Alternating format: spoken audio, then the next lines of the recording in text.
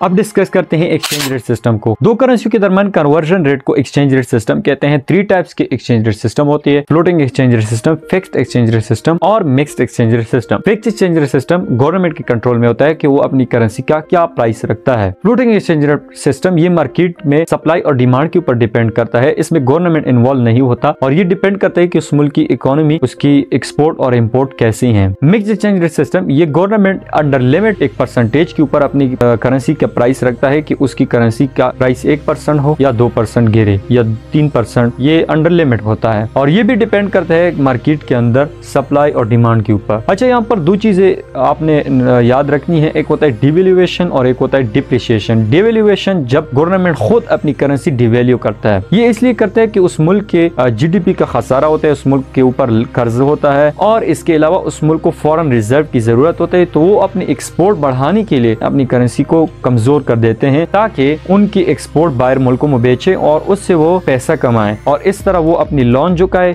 या GDP का जो खसारा है उसको अच्छी तरीके से मैनेज करे। तो इसलिए डिवैल्यूएशन में गवर्नमेंट अपनी करेंसी डिवैल्यू करता है। इसके अलावा डिप्रिसिएशन बेसिकली एक्सटर्नल फैक्टर्स की वजह से जब करेंसी लो हो, जब करेंसी कमजोर हो तो फिर उसको डिप्रिसिएशन कहते हैं। डिप्रिसिएशन डिपेंड करता है मुल्क की GDP, political instability, foreign policy में चेंजेस, इन्फ्लेशन रेट में चेंजेस, इन चीजों के ऊपर डिपेंड करता है कि उस मुल्क की करेंसी क्यों डिवैल्यू हो रही है, क्यों डिप्रिसिएशन में चली जा रही है। यहाँ पर ये दोनों अल्फाज मुख्तलिफ है लेकिन इन दोनों का कंक्लूजन तकरीबन सेम है।